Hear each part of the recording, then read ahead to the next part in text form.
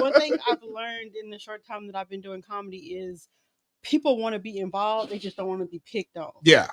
And so if you can bring them into your show and make them feel like they're a part of the Part of the crowd, show and they're not enjoying that. But people don't spend their money for you to fuck with them. Yeah.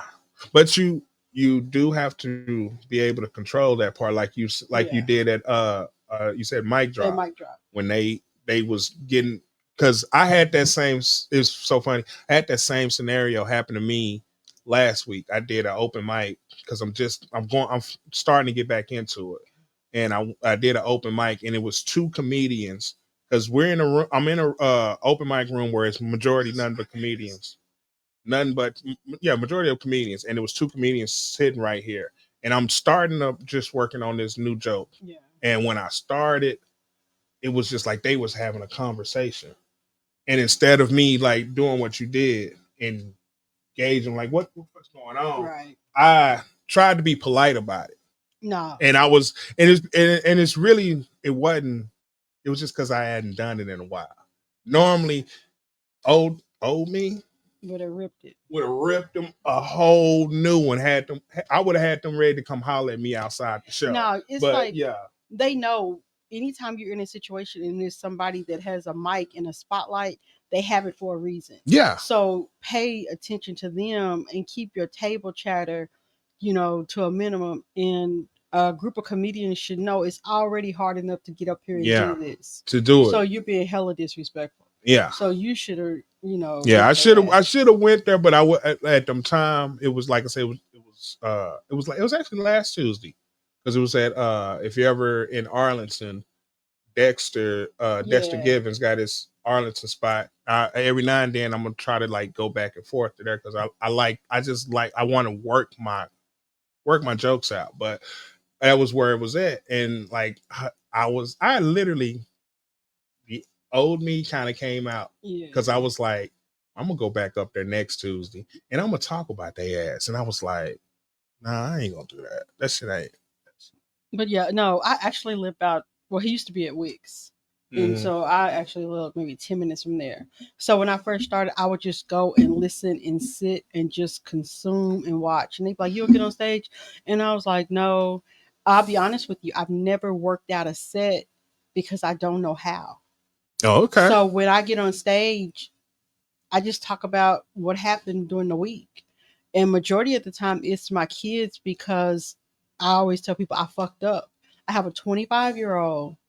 And then I met my husband, and together we have a 6 and an 8-year-old. And I tell my husband, we ain't had no sex that's been good enough for me to be raising a 6 and 8-year-old this late in life, because I'm 45. Like, I should be an empty nester, enjoying myself, rubbing my feet together, but I'm getting kids dressed for school. And I'm over it. All right, look like we finally got a couple of people in here, and we can start the show, ladies and gentlemen. Welcome back. Hopefully everybody had a great Thanksgiving holiday.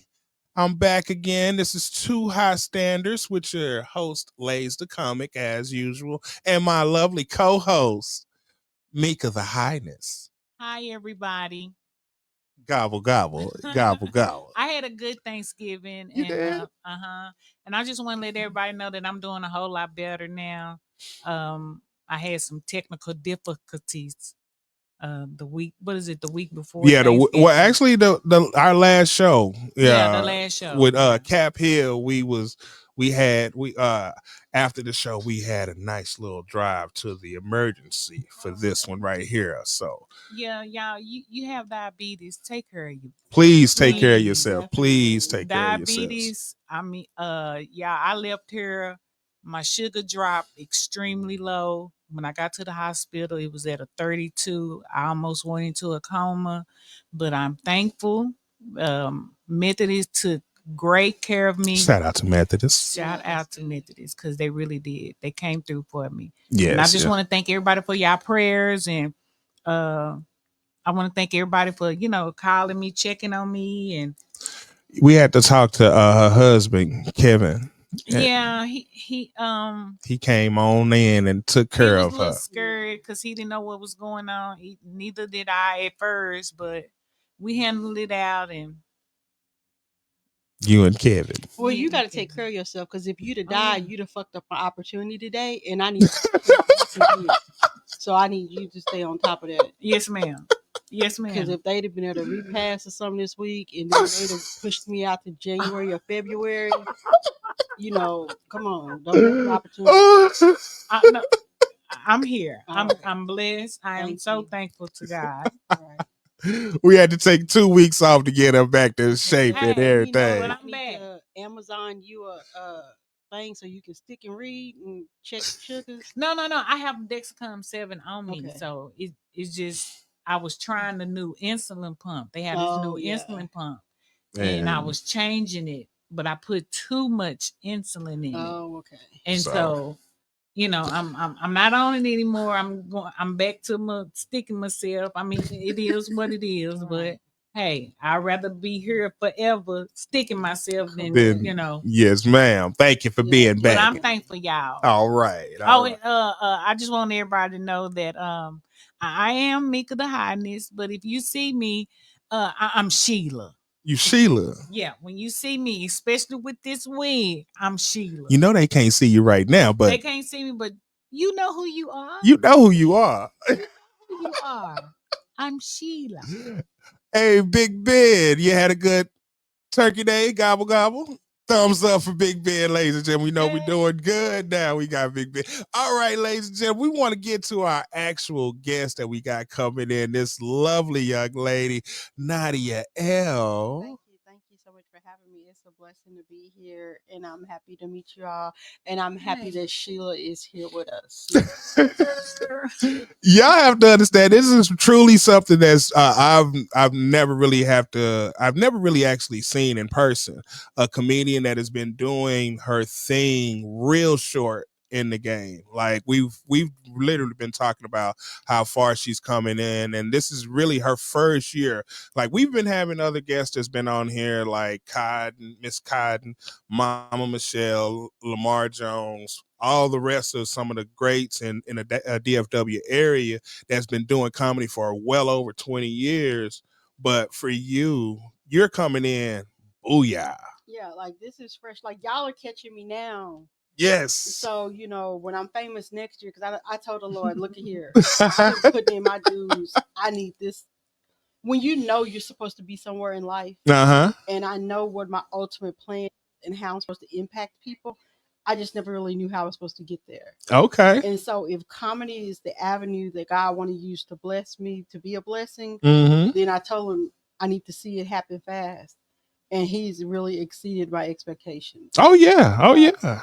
I had made I'm Facebook funny. Like if you watch my page, my Mhm. kids are hilarious. I'm always posting stuff, roasting people. You know, I've been this same size my whole life. Okay. I was this big in middle school. So you gotta be funny. To be And okay. it's like now you're at a stage where a fat joke ain't nothing because you trying to fuck the fat girl. Oh People are yeah. hungry. Yeah. So all those jokes you thought you had, Yeah. that's out the window. If nobody knows, BBW lover right here. This is all. That's Right. all I want. And it's wintertime now. It's time to get snuggled up. And I tell people when you see a fat I'm girl, gaining weight. I'm gaining weight to For Kevin. yeah, because get your weight up. I've been skinny and I don't like it. Yeah, it's not for Skinny everybody. bitches are evil. Yeah. They're so evil. Because I So was, yeah. when you see you a big girl, know two things. What is One, it? she got a good bed because it got to be sturdy, and two, she got groceries. I don't care what's happening with Trump and them food stamps. It's always them numbers sold in my house. So Now we go let's Netflix and chill, and we go eat. And most of the big girls I know, they like me. They got a job, 2 or 3 hustles, and they got their shit together. Yeah. It's them little skinny ones out there that's looking for a meal, looking for a handout. So I ain't trying to shoot the shot and hurt no skinny girls, but get your weight up. Get your weight up.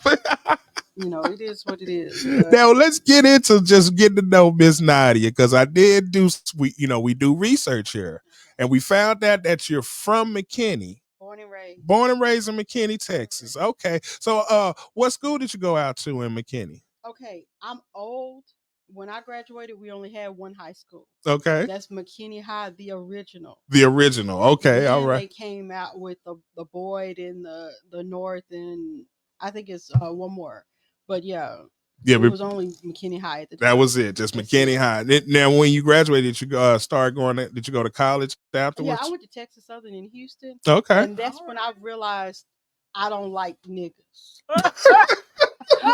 Y'all are laughing, and I'm dead serious. My father is Hispanic, and my mom is black, so I Uh-huh. got a scholarship as a minority because I applied as a Hispanic to go to TSU. Mm-hmm. I had an uncle who lived in Houston, so and I graduated high school when I was 16. Oh, okay. And so my mom was like, if you go far away, you can go to Houston. That way, my uncle could keep an eye out on me. And you only And 4 hours away. well, it don't take me 4 hours. It's about a 3 hour drive.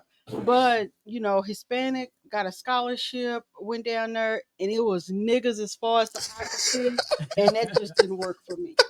I mean, Straight out of McKinney, yeah, going straight to Houston, and nothing but niggas. it was a whole It was. different experience. I can only take niggas in small doses, and that was very overwhelming. But I stayed down there for a while. Then I came back, and still McKinney born and raised. And I've always been a quick learner, Mm-hmm. so I've been blessed to get good jobs. I make good money, which allows me to do the comedy thing. Because right now it's basically experience. I'm jumping on just to say, okay, I've done this and build my resume. Yeah. But next year I want comedy to pay my bills. Yes. Yes. Okay. So, like, now during your transitions of going from college, coming back to McKinney and starting to work, was this is like while you're working and doing these transitions is when you started getting that comedy bug, or is No, just never. I'm Mhm. 100% honest with you. I would have never thought, oh, I want to do comedy. There was a point in time where I was actually a preacher. I'm a licensed minister now. Okay. And I've always had a calling on my life to help people, bless people. But the comedy thing really didn't hit me until after the pandemic. Oh, okay. I had bought a table for my whole family to go see Miss Pat Okay. because coming from McKinney, it don't sound like it, but my grandmother sold drugs. She was a hustler. I know what Mm-hmm. it's like to be asleep and get the door kicked in. The police is coming, and I've lived on the harder side of life. But This is a new situation to find out that lives in McKinney. We McKinney gangsters. I'm just saying, Y'all just don't we know. own Cliff. Nah, We. I've been knowing about McKinney. Yeah. I've been knowing about McKinney. I didn't know. I didn't know McKinney Oh was that yeah. that thick. I didn't know. I didn't know. In the 80s, my grandmother used to bootleg and you know used to come home and you think, oh, I can put this in the trash bag, and that trash bag would literally be full of joints. And Ooh, she was still pre-rolled $2 joints back in the 80s when I was a little man. kid. And Collin County just got alcohol a couple of years ago. She was a bootlegger. And then it moved on to heavier stuff. But I'm gonna save all that for my book in a couple Yeah, of please do, years. because I don't. But either way, I don't think we ready for that. I went to see Mrs. Pat, and I took my whole family with me because I had listened to her audiobook. I love to listen to books on Audible, and I listened to her story, and I took her. And when we left, one of my cousins said, "You funnier than her," and I was like, you know. I knew I could make people laugh because every job I've had, as soon as I get to work, I put my stuff down and I hold court. Start the day laughing. I'm gonna tell you about my kid. I'm gonna tell you about my weekend, and then I'm gonna get into it. And that just kind of stuck, in my mind. Then on Facebook, I always make jokes. I've always had, a captive audience. Okay. And so one day I had made a post, if I ever did an open mic, who I would come. And they were like, oh, the post went crazy. And I was like, okay, I need to look into this. And so Quentin Coleman had made a post maybe 2 or 3 months later. It said, who is the funniest comic in DFW who has an open mic night? So I thought open mic meant beginners. Yeah. And people started tagging me in the post. It was like $30 to get in, have 6 minutes ready. And so that day I had hair appointment. It was my grandbaby birthday. So I just got on stage and started talking. And I fucked around and won. The whole deal. And I was actually the only amateur there. Yeah. I mean, now you have to understand that a lot of like with because you said Quentin, that's Q, comedian Yeah. Q, comedian Q, and when he has contests like that with his platform, he knows all a majority of the comedians in the area, so people will tag all comedians. So you get you're in a competition, not even really knowing that you're the only amateur, and you're going against pretty much maybe seasoned comedians that's been doing. Definitely seasoned, because now that I see these people, I'll be thinking, oh, that's the guy from the night. Mm-hmm. You know, that's the lady from the night. Oh, and I can tell you, I can honestly as a comedian in competitions when it's money involved, yeah, we are It's a $500 prize. Yeah, we're arrogant. We like well I can say for me, I went into a couple of comedy competitions and I would go in there and I know these are other comedians and I would tell them like, look, I'm cool, but we in a competition and I need to be focused and ready to win. So a lot of people will be mean and arrogant, and they may not be that person outside of it. It's just that it's money on this. This is competition, and it's funny that is to hear that you were the only amateur in the competition and you beat out everybody. Because I went 3 rounds that one night. Yeah. And it was one point where I was talking to my best friend, and I was like, "Hey, I ain't got shit else to say." He's like, "Bad as your kids is, you better get." So I got up there and I told a joke about my 6-year-old. I said, you know, I was spring cleaning. I cleaned the refrigerator. We have a stainless steel double wide refrigerator. And then I could hear my husband saying, come here, come here. He said, look what your son did. I was like, my son? What nigga my son? And he had took a magnet and scratched it the whole length of the refrigerator.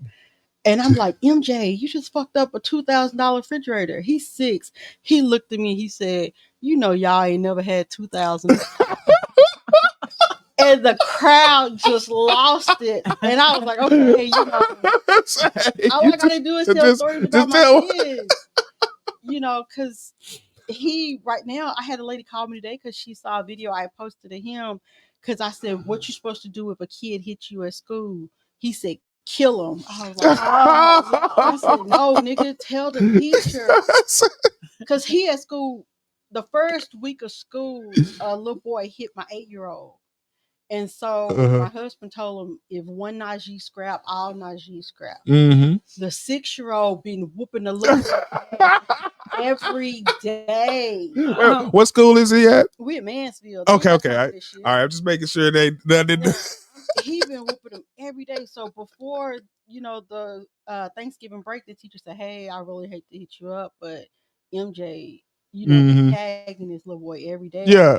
I said, I know what's going on. I deal with it. I told my husband, he said, you still hitting the damn boy? You hit him one time. I said, no. MJ's like, no. Every time I see him, I'm hitting him. It's on site. MJ is on site. Don't do that. So okay, look, committed to it. Now we're really getting a lot of information about what we're gonna talk about your career. Now I did want to ask, like, since you just started and you went to go see Miss Pat, is Miss Pat, and is there some other idols that you like kind of look up when you're thinking about doing comedy now? I absolutely love Ali Sadiq. Mm-hmm. I always say him and Brad Jordan, Scarface. Oh yeah, 2 of the greatest storytellers, and they both come from Houston. Yeah. I'm a talker. I love a good story. I love the suspense. But I've had to learn that it's not gonna always be constant laughter. Yeah. Sometimes you gotta build up to it and tell the story. But I love his ability to tell a story. But my husband is old school.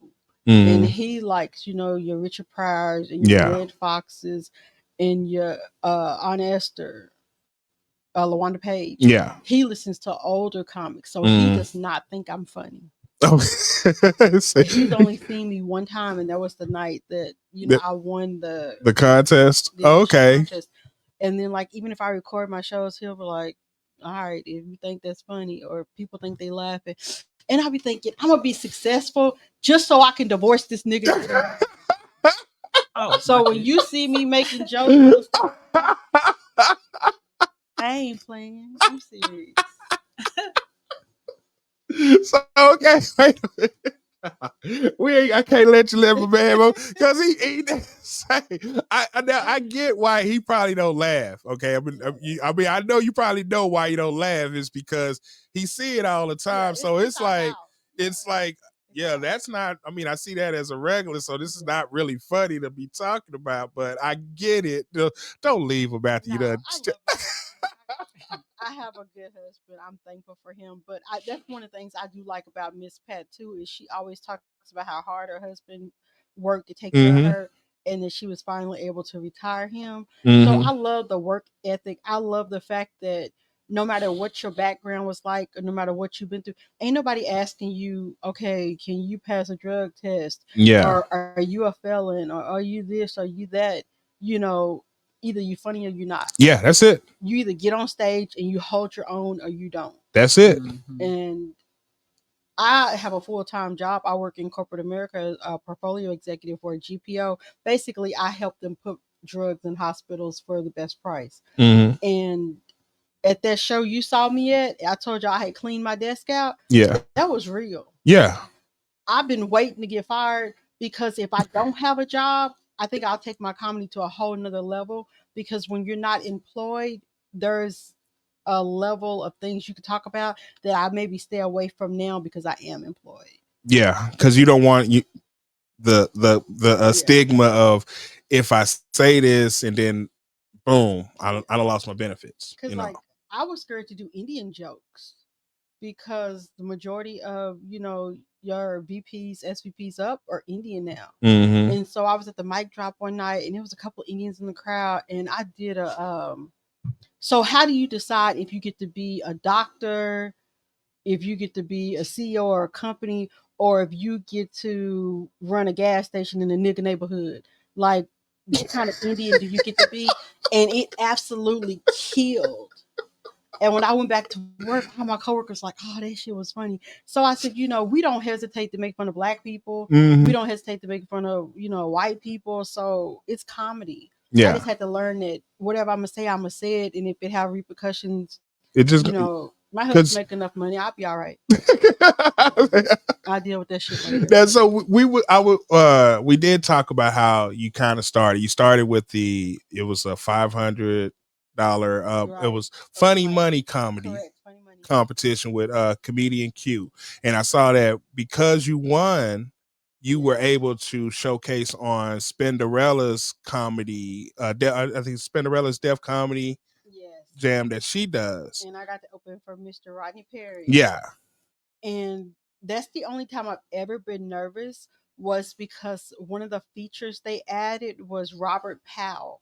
Robert Powell. Oh yes, and I was not familiar with him. He's funny. So I googled that nigga before the show, and I was like, he a beast.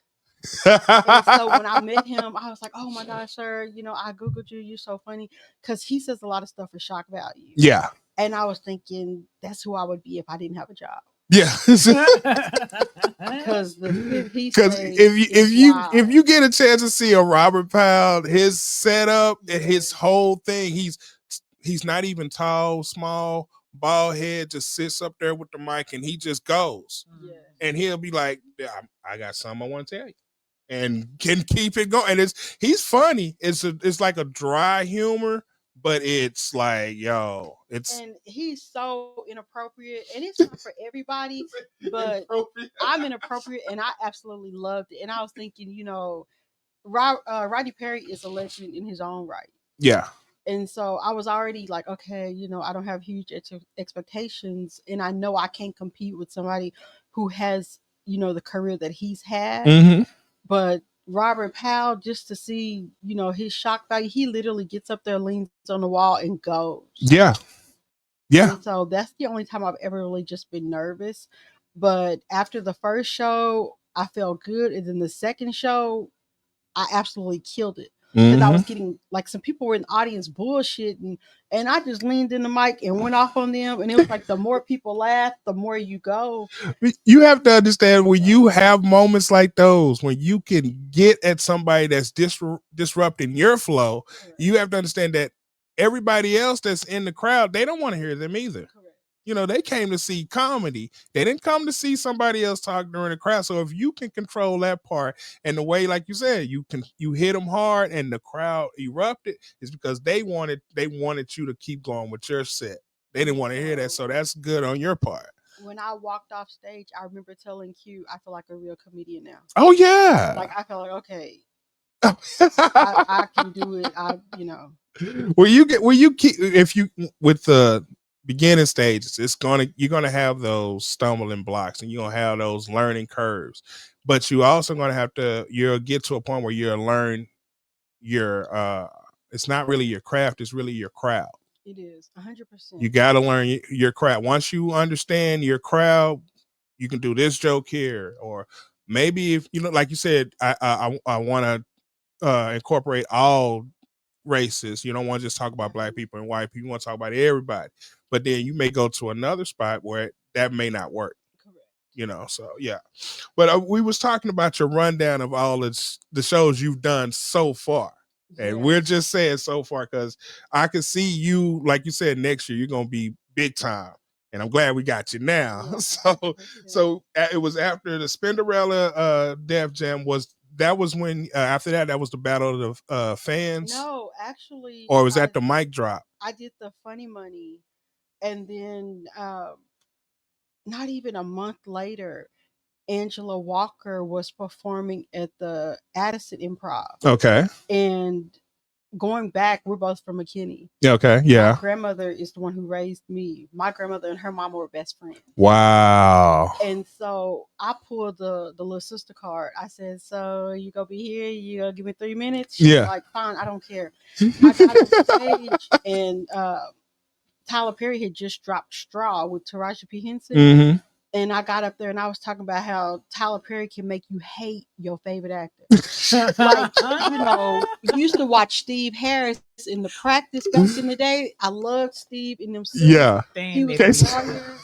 He was amazing. You can't stand him because of Charles. Good. Yeah. Because of Charles. Tyler Perry made you hate that nigga. Say, and you know who else? The Richard T. Jones. Tyler Perry made you hate that nigga because he made his wife drive up the mountain by herself because she wanted to save that marriage. And now Southwest gonna cut that 2C shit out. You get a seat for free if you were fat. Now they say if you spilling over, ain't free seats. Ain't no free. You gotta pay. Seats. So you got to pay for both of them, right? Correct. They changing their policy because before they used to let you get one, pay for the other. That's cool. Get a reimbursement and get the other one for free. So basically, they accommodated the plus size travelers. Oh shit! Is that true? Yeah, I'm sorry. I wake my husband up for work every day at 7:30. How long y'all been married? 5 years, and that's been a long 5 years. That's a blessing. No, it is a blessing because I really did. Verses on the floor, baby. I really am blessed to marry a good man. He a good provider. I tell these young girls, y'all don't know what to look for. My husband looked like a murderer. But he treats you right. But you're not gonna find a. Oh my god! You know what? I seen your husband. I seen this is the man I seen you with the picture. He looked like a murderer because I was like, if that's a husband, that's either her husband or that's a bodyguard. That man right there looked like he gonna hurt somebody for her. He don't smile. He not friendly. Not one picture. He not playing with you. But when I tell you he go to work and he go take care of me and them kids, and that's what matters. So, that's what matters. I tell women all the time, y'all don't know what to look for. You paying attention to the wrong things. You want stability. And he gives me that. And we're total opposites. And so I tell him, next year when I become famous, you have one job, and that's to keep me humble. Because I done already lost 45 pounds this year. And if I lose another 45 and I'm famous and rich, baby, you gotta do something for me. So I tell them all the time, your job is just gonna be to keep me humble. Yes. Because I'm gonna show out. Now we did talk about, you was talking about your big sister.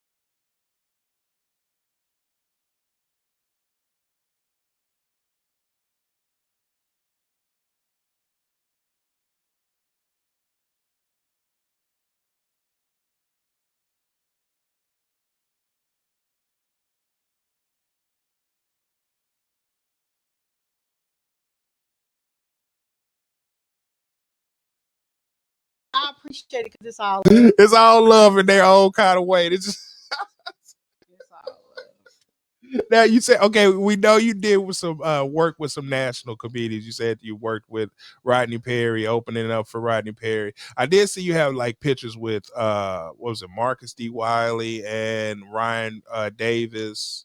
Now So these are people that you didn't actually work with them. You just took those are pictures. people that I actually had the pleasure of meeting. Uh huh. And Ryan Davis was so amazing because Angie opened the show for him. Mm-hmm. So I was able to go backstage and meet him. And I was telling him that I was just getting started.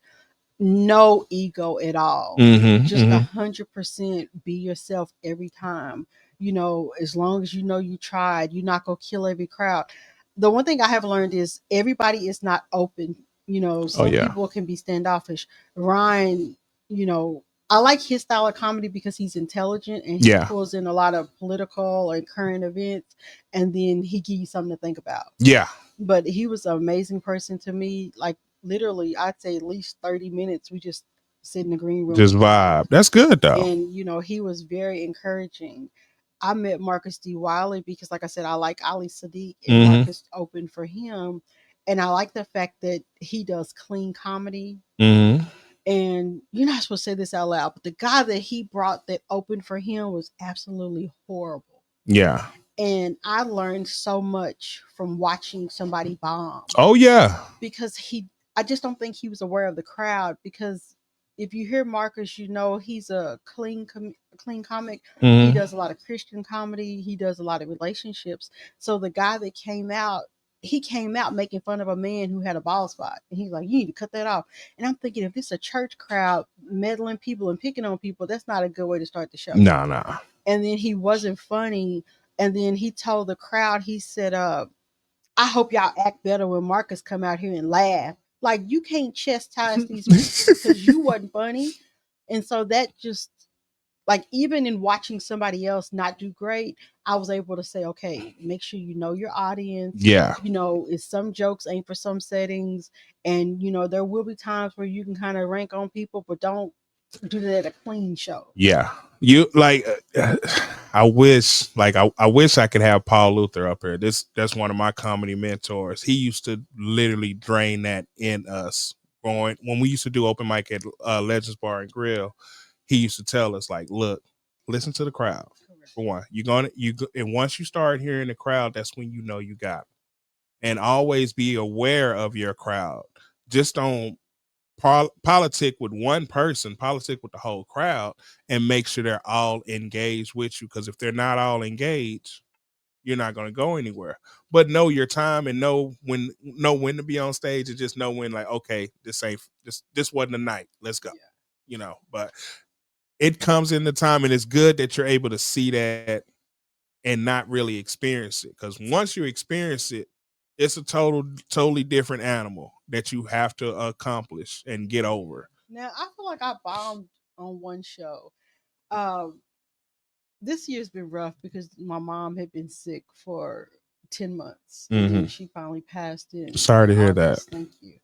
And so I don't know, I was in my head and I was listening to some people say, oh, well, you know, you're not supposed to cuss here. You're not supposed to do this. So then when I got on stage, I was thinking about what they were saying versus thinking about my show. Mm-hmm. And normally, like, I don't have a set. Mm-hmm. Like, when I get up there, I just go. Yeah.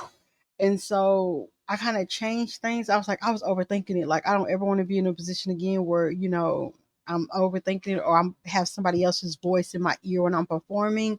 I've been having fun. Just get up there and keep having fun. Yeah. Pay attention to the audience. You know, you can kind of see what they look like.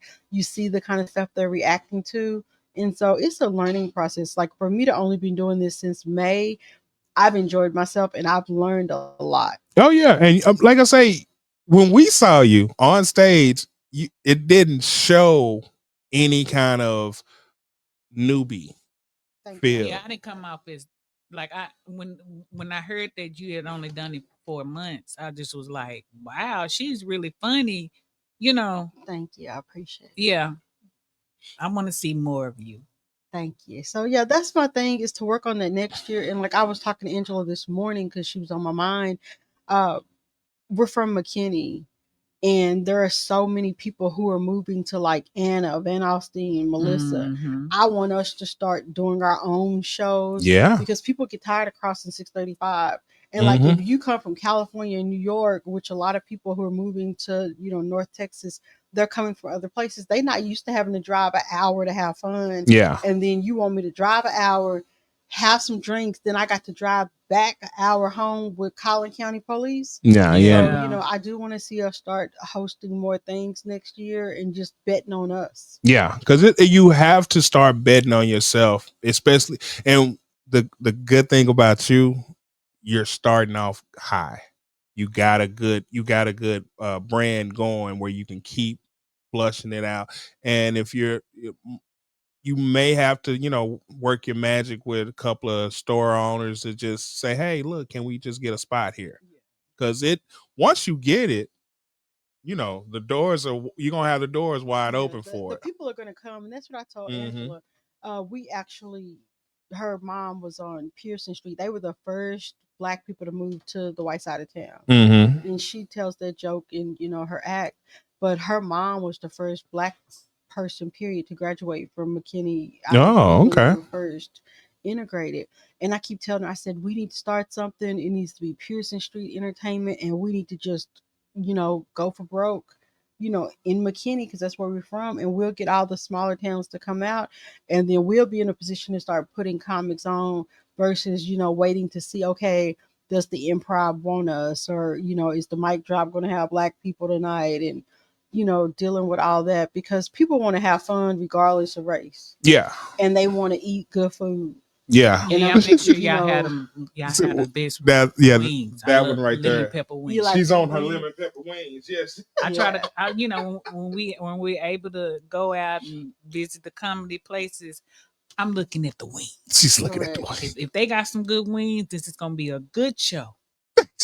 And Mike Drop don't have no wings. I think I Um, cussed Avi out my first show because I said, "This bitch said this wings. I ain't know what you put on this interview." And it's like the crowd went crazy laughing, and I'm like, "You never know what somebody's gonna find funny." Yeah. Yeah. Cause they was probably like, Looking like Looking how at you go chicken too, like right? where is the chicken? They just have flatbread pieces, and I'm like, nobody want no flatbread Now pieces. you did talk about something that I like to talk. One of my favorite questions on the show is I always want to know, has there been a comedian that made you work for it? What I mean by that is like, has a comedian ever made you feel like, oh snap, I got to go back and do some things? Because I know you talked about Robert Powell, Him, 100%. but I was thinking like maybe has it been another time that you had a comedian that made you say, okay, well, I know I'm here for just 3 minutes, but I got to do something different. And I was telling her that this morning. Definitely Angela, 100%. When she starts her set and she sprays the microphone and she wipe it down and do all that, the energy in the room changes. People, like, I don't do a lot of sex jokes because I think sex is low hanging fruit. Wait a minute, you did quite a I do few. relationship jokes. Oh, okay, because I was like, you did quite a few sex Well, shows yeah, at the. like I do a lot of relationship jokes. So I say, "Oh, I'm looking for a new man," or I'm a Netflix and chill. All right, you gonna be my boyfriend, something like that. But just as far as just straight sex, Sexual. I don't really go there because I was once listening to uh Owens, Gary Owen. Gary Owens, and he was saying he was trying not to be ugly, but he's like, a lot of comedians just do ass and tit jokes, and he's like, that's low hanging fruit. You got to really do stuff that's out the box that make people laugh. Sex is funny, but it can't just be all raunchy. Yeah. And a lot of my shows, like one of the ladies who always comes, her and her husband, they the pastor and the deacon. And it's like I don't want them to be embarrassed. And then like I'm married and like I do the boyfriend jokes, but I'm not joking. But I do, the sex jokes. I just feel like that's easy. Anybody could do that. The sex jokes are easy because it's more of a, be careful, your mama's watching. Yeah, that kind of thing. I don't mean It's that on her. like, Mama's watching. yeah. Well, she mother always is watching. Okay, Yes, so yes. Now, like, because like I want to, like, I do have a sex joke, but it's not really like a sex joke.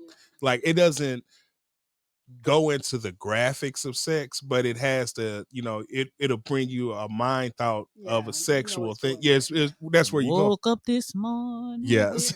My mind See, was there. oh, see, there's something to go with that. Yeah, I had Mama's to tell watching. you. Remember that. So okay. I'm not gonna do this. I'm not gonna do this with you, okay? Yes, I'm not gonna do this with definitely, you. like, Yeah.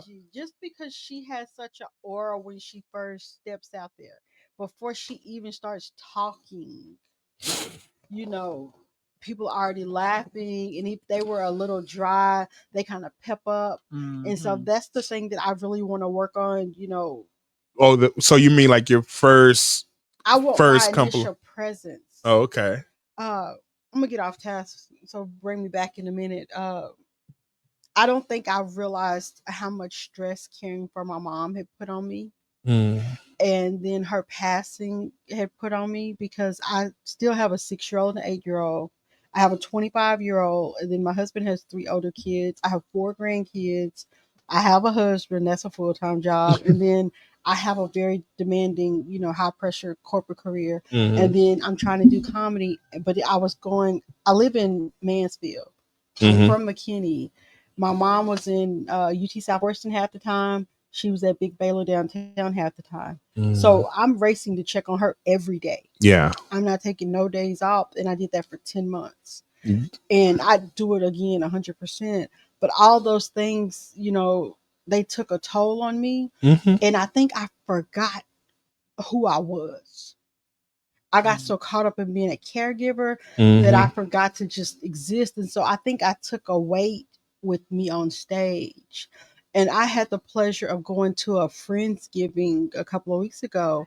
And it was like entrepreneurial women, because, I keep a hustle. Of course. I have an online dress shop. Mm-hmm. I took a break from, but I'm gonna reactivate my site. But I still have clothes for sale. I do taxes. I do credit repair. I teach you how to start a business. Like, I've always had other, avenues of income. And so I had went to this meeting, and I met these people, and I just briefly spoke, and then the host was like, everyone go around and introduce yourself. And keep in mind, I just had on jeans and a t-shirt. I wasn't dressed up, whereas the other ladies had a full face of makeup. They had their good jewelry on. They were dressed. They had on brims. And this one lady was like, oh, Nadia's going to tell her whole life story. And I was thinking, is this bitch hating me? Okay. And I got on a rough dry t-shirt, some jeans, and some off-brand Uggs. Like, Because me and my husband was laying in bed, and then the alarm went off, and I was like, oh shit, I'm supposed to be swooping. yeah. So I just, threw on a t-shirt and walked out the door, and I had the same little nappy hair right now. I'm gonna get a color on Saturday, and I'm still pressed, but I didn't have no good hair or nothing. Mm-hmm. And I'm thinking, I know this lady ain't jealous of me, and she ain't known me but 3 minutes, but you showing me shade. Mm-hmm. And you got on, every item from the Mac counter. Mm-hmm. You got your hair done. You got your brims on. You talking about all the motion that you got and who you are. All I did was, hey, y'all, I'm Nadia. And you throwing me shade. And then something in the back of my mind said, that bitch see you. She know who you are. You maybe don't forgot the weight that you carry when you walk in the room, but other people can feel it. Yeah. And when I got in the car, I was thankful, because sometimes we forget who the fuck we are. Yeah. Sometimes we let circumstances and what we got going in life make us feel like, oh, I'm depressed. I'm this. And I said, that song, Take Me Through There. I don't sing that shit no more, because 2025 done took me through there. So, like, on my way over here, I was listening to Beyonce and Jay-Z. I'm a boss. I got real friends. You got to be mindful of what you put in your spirit. Like that, my last $2. Fuck that. We ain't singing about our last $2, because I'm rich. I'm a real big time. Yeah. You gotta fake it till you make it. And so just something that simple reminded me of, I am who I know I am, even if I forgot it for a minute. Yeah. Like, people can see the light on me. That's how I know. That's how I can sit here and tell you 2026 is going to be amazing for me. Yeah. I mean, I just for the short time that I've gotten to know you, It's been amazing because, like I say, I'm in awe of your career. If no one else has told you, I'm in awe of your career because of the fact that it's going so well. That it's not it's your career, no matter where it goes through from here on out, we know it's going high. It's the journey that you have to go through. It's going to be amazing for you because you go up on stage with no fear, and I finally see, because I used to get that comment a lot, that I would go up on stage with no fear because I didn't care. You know, it wasn't like I was like, hey, I'm gonna go up here, I'm gonna say what I gotta say. If you like it, you like it. You don't, you don't. And if you liked it, it was great for me. But you go up there, you, like you say, you don't even have a set, but you know you can go through the flow of what you want to say, and it's great. So don't, please don't ever lose that part of you. You know what I'm saying? Because it can get lost. It can get lost in this game, but it's, you have, to me, I think you have a great flow that is going to keep you going. You know what I'm saying? So yeah, I really do appreciate what you do as far as being a comedian. Now let's go to one of my favorites questions, because everybody always do like top fives and things. I like to do top four because I always want to put yourself in that top five category. So I would want to know, who is your top four stand-up comedians? It could go people you work with, could be anybody, local, national, alive, dead. Your top four comedians that you would put on a list that you would definitely go see if you had to pay a ticket to go see. Okay. I feel like I'm gonna have to do old school and new school because you definitely gotta love Richard Pryor, Yeah. and not just because he was funny, but because he was himself. Yeah. You know, my husband's favorite quote is, "What you gonna do? Tell about me and that goat?" Like Richard Pryor, like he grew up in a whorehouse. Mm-hmm. And he laid it all out. And, you know, because we live in a day and age where we want to portray who we want to portray and we want to be who we want to be in public, but we don't want people to really know what shit is like. Mm-hmm. Richard Pryor was like, fuck that. I'm just going to let it out. Been through, and you got to respect that. So I definitely loved him. Red Fox. Okay. 100%. Bill Cosby before this bullshit started. And LaWanda Page. Yeah, okay. Because Aunt Esther. Yeah, Aunt Esther. A lot of people, because a lot of people don't really know her career before Sanford and Son. They don't understand the fishnet stockings, the whole Blurrest outfits that she was wearing, and how she was working the Chitlin circuit with Red Fox and all that stuff. So yeah, she was kind of like a Leslie Jones. Oh yeah. You don't see her, like, she got typecast as not being a beautiful woman. Oh no, yeah. But when you see LaWanda Page, Yeah, she was a bad bitch. Oh yeah. She carried herself as such, and her mouth was 100% raw, but that shit was hilarious. Yeah, yeah. And she doesn't get the respect that, you know, is due her. My right now, I'm gonna have to 100% say Angela, just because whether she knows it or not, or whether she gets the love or the respect that she thinks she's due, you know, like, she's always so humble. Very. But she steps on stage and the crowd lights up. She brings an energy. And like we were talking this morning, and I was telling her, like, I go to Lane Bryant and I buy outfit and I put clothes on. Mm-hmm. I'm wearing the clothes. Mm-hmm. Angela, she's styling the clothes. Because when you see her, she have on some shit, and you thinking, what the fuck is that? She done put an outfit together. She done put her spin on it, and she is uniquely. And gonna have that purse up under that arm. Correct. But she is uniquely her, and she just brings an element of fun to the stage. Mm-hmm. Of course, Ali Sadiq, because I love his ability to storytell. And if I could split it, I'm gonna say Mike Epps and Mojo Brooks. Okay, yeah, I've been. I know you fucking lying. I love him. I follow him. That's on him. Facebook That's and Instagram. yeah. I know you fucking lied. He is hilarious. Yes, because I like him and Mike, because I don't feel like either one of them really have a set. they like me. They get up there and just start talking. And that's what I was going to ask you before we get out of here. When people see your name on the ticket, what is it that they're going to see as far as your comedy? You go see just a black girl having fun. That's it. That's it. Good. You know, That's it. I'm not up there. Like I don't have a set expectation. Like some comedians, like okay, this all I got. I gotta make it. Mm-hmm. No, I got a 6-figure job. Yeah. I'm successful. Yeah. No, I married well. You know, if I don't ever do another comedy show, my bills is paid. Mm-hmm. So I'm up here because I want to have a good time, not because, you know, I'm telling these jokes, I'm selling this merch, Yeah. or the lights gonna get cut off. So I feel like I have nothing to lose. I have Okay. everything to gain. Yeah. I mean, and you show it probably with the jokes, because even though you say you don't have a set, those are sets that you were putting out there. So how can anybody reach you, follow you, book you? How can anybody stalk you is pretty much what I want to find out. Nadia Elle on all platforms, NadiaElle. My middle initial actually starts with the letter L. And there was a time when I was in politics and white folks in McKinney was stalking the shit out of me, you know, trying to walk up on me in restaurants and stuff. So I took my whole name off social media.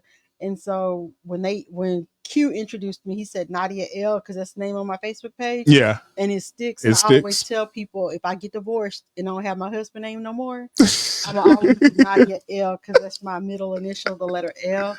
But yeah, on all platforms. Now spell it for the people that can't spell. Nadia, and then the last name is Elle. Spell it one more time. Elle. The whole thing. Nadia, Nadia, Elle. See, you know, see, I always mess with me because I always mess with every guest when they spell out they want them to let everybody know who they are. So, all right. Now, what's coming up next for you? Because you did say you have a show in December. Where is this going to be at? We haven't worked the dates out. She hadn't told me, but Nanette Lee from K104 Morning Show. Everybody knows Nanette Lee in DFW. She does her Fat Tuesdays at This Is Fees in Addison. Okay. And they have the best Rasta pasta. So come out and have a good meal. She be cooking good. I just be watching. She her had stuff some stew and on her story this morning. And I was like, oh, that looks good. So I got to tell her, look here, bitch, I don't want to just be a worker. I want to be your friend so I come to your house. Okay.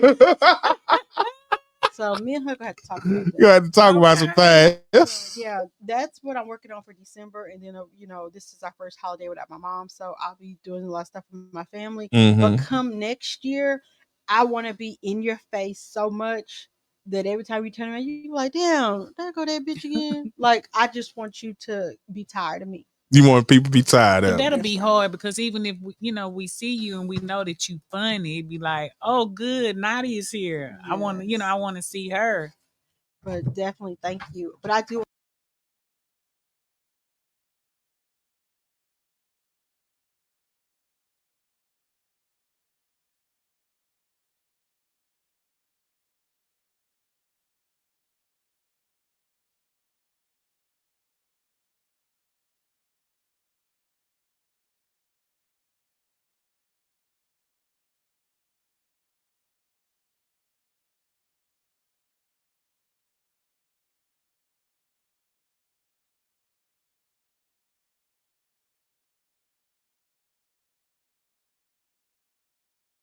As much of it as you possibly want into it. So once again, thanks for coming out. Okay. Thank you guys for having me. I've enjoyed myself, and I can't wait to take y'all with me. And we'll be doing podcasts together when I'm worldwide, and I'll always let people know this is where I started at. You just let me know if them wings right. If my blood pressure don't get high, then they ain't worth having. Okay. All right. Well, hey, Mika the Highness, we finna head out. So, is there anything you want to say before we go? First, I want to say shout out to Carla, holla, holla, holla, holla, holla, girl. I want to give a shout out. Okay, seriously, who is? I'm not. I hope I'm saying this. Janisha. No. What name? Who is these filthy motherfuckers? That's That's part of Ben's production, baby. Oh, These filthy motherfuckers is part of us. I mean, I see Lester dress it, so shout out to Lester dress it. But I didn't know who the killer. Mama, earmuffs, the filthy motherfuckers.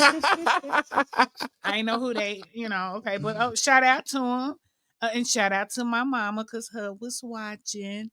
And hey, Janisha Rams, we see you, girl. Every week, my doc on blast with us. I love it. Oh, and another really important thing about your health, y'all.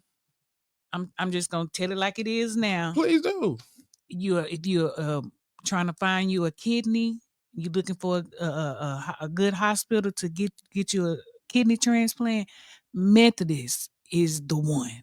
Don't go to Parkland, y'all. Especially if you ain't got no money, because Parkland, they ain't they're not making sure the poor people get a kidney. They send it to white folks. Ooh. At UT Southwestern. It's now you can look it up because it's there.